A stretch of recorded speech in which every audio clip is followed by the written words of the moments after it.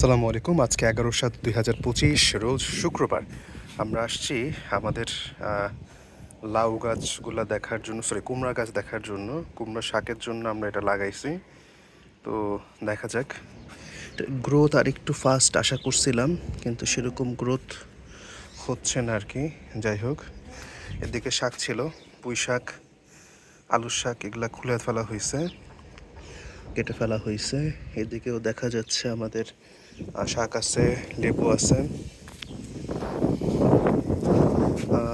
এই জায়গা বরাবর আমরা দেখতেছি আমাদের নিম গাছ, আলহামদুলিল্লাহ নিম গাছ আছে, তুলসী গাছ আছে। এদিকে হচ্ছে কি আমরা সার বানাইতে দিতেছি।